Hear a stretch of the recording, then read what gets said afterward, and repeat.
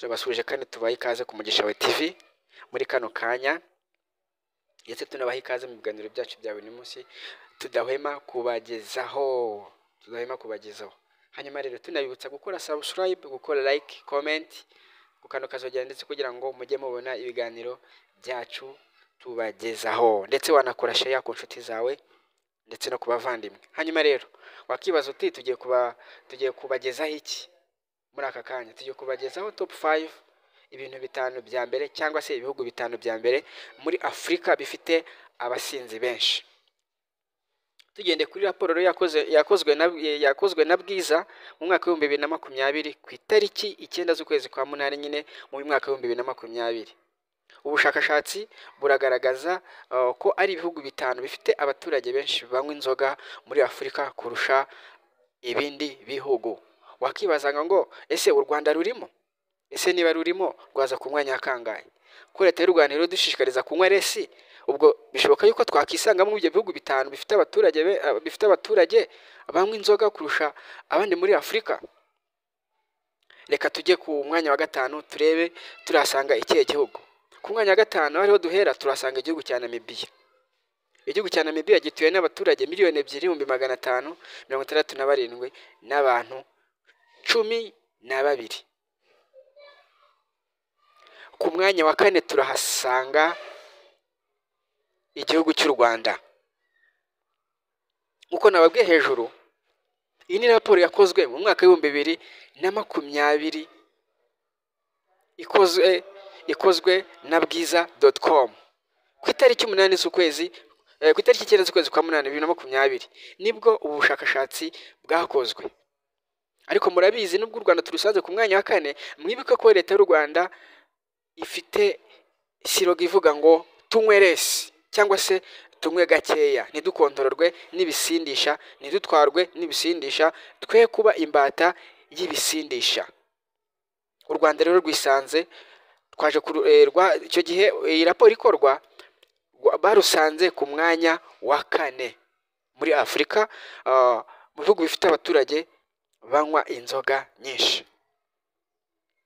Hanyuma rero turabibutsa kunywa resi, urubyiruko, abakuru ndetse abatoya ndetse n'abakuze. Kunywa resi ni byiza, ntabwo kontrolwa n'inzoga, ntabwo kontrolwa n'ibiyobyabwenge, nta mpamvu yabyo.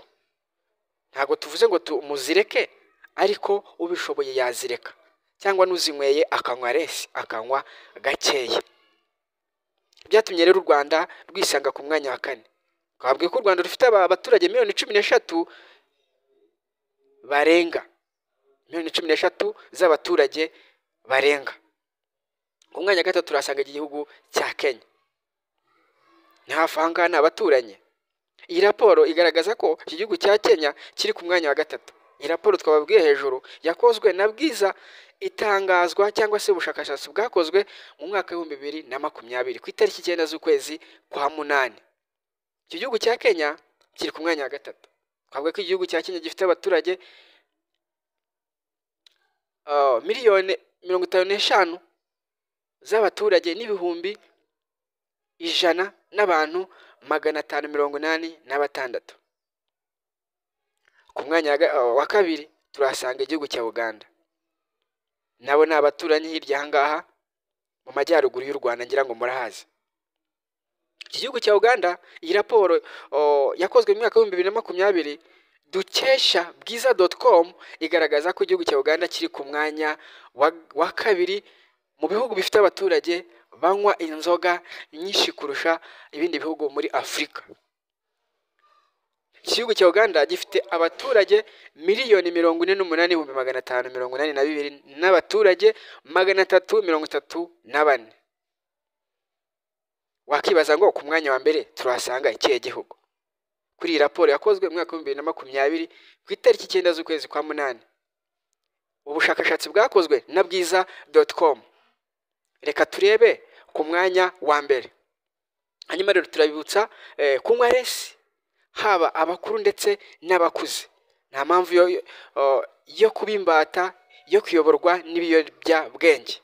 Ubishoboye wabivaho rwose bigakunda bigashoboka. Dufite ubanya bw'abantu benshi Umugisha wawe TV wagiye usanga bakavuga ati rwose twe twari imbata y'ubusinzi, twari imbata y'ibiyobyabwenge, ariko ubu twarahindutse, tuba abaturage benshi beza, tuba abanyagihugu beza, inzoga twazivuyeho, ntago tukinywa inzoga. Hanyuma rero nawe wabishobora unywa resi.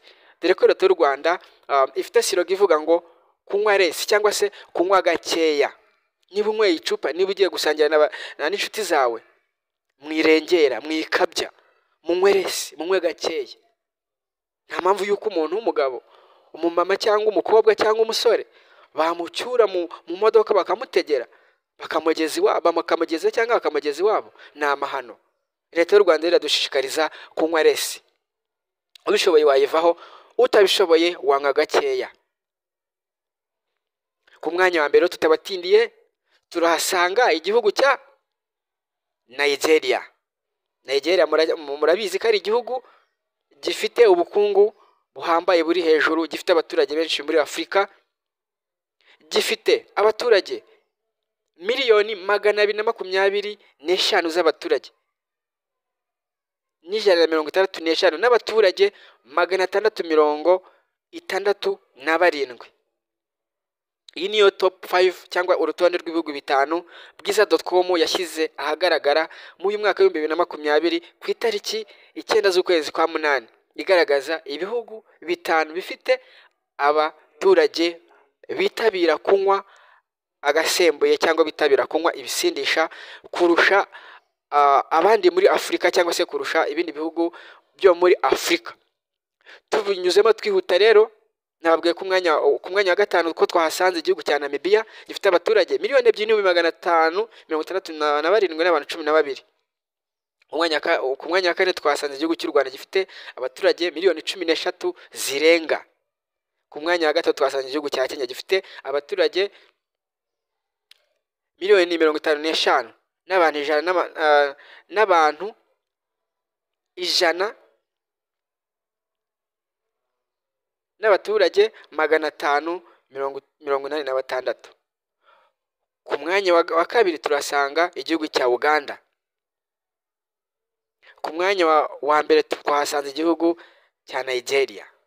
Iki gihugu cya Nigeria twavuga ko gifite abaturage miliyoni 225 n'abantu 165,667.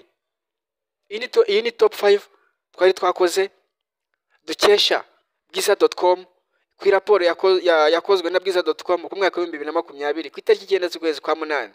Hanyuma rero nka Umugisha wawe TV turabashishikariza kunywa resi. Rwose turabashishikariza kunywa resi, nta mpamvu yo gukontororwa n'ibiyobyabwenge no kugengwa cyangwa no kuba imbata y'ibiyobyabwenge.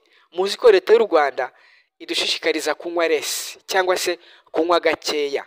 Mu gihe inshuti yawe ikubwiye ati tugende nkugurira agacupa, nta mpamvu yo kurengera.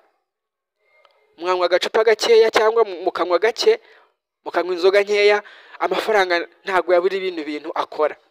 Harimo kwishyura amafaranga y'amashuri y'abana, kwishyura inzu, kwiteza imbere, kwizigama, kuinvestiza mu bikorwa bitandukanye.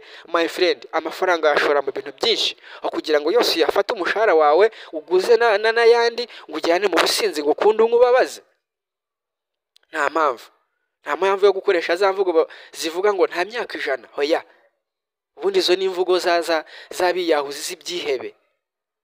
Umuntu ufite iterambere, umuntu ufite ejo hazaza, nta mpamvu yo kuvuga ngo nta myaka 100. Hoya, ibyo rwose ntibikabe. Tunywe resi rero, turabashishikariza kunywa resi, kunywa gakeya, ntimukontororwe n'inzoga, ntimubimbata bitewe n'inzoga. Mugomba kunywa gakeya, nibyo byiza. Turabashimiye rero kuba mwaduteze amatwi, kuba mwabanye natwe n'Umugisha wawe TV muri top 5 twabagejeje kuri urutonde rw'ibihugu bitanu bifite abasinzi benshi muri Afurika. Turabashimiye rero kuba mwaduteze amatwi. Hanyuma rero ibiganiro byacu nakagaruka, gusa turabibutsa gukanda like, gukora comment, subscribe ndetse no gukanda ukazogera kugira ngo mujye mubona ibiganiro byacu bya buri munsi tubagezaho. Ariko wanakandika comment, watera comment, ukanika kuri comment igitekerezo cyawe, icyifuzo cyawe ndetse n'inama yawe. Turagushimiye cyane rero, uri umugisha, nkuko televiziyo yacu bivuga ngo Umugisha TV uri umugisha kuri twebwe, uri umugisha uri umugisha ku gitangazamakuru Umugisha TV. Yego turabashimiye, tubifurije umugisha w'Imana, tubifurije ishya n'ihirwe mu byo murimo byose. Hasta la vista, twavuga ngo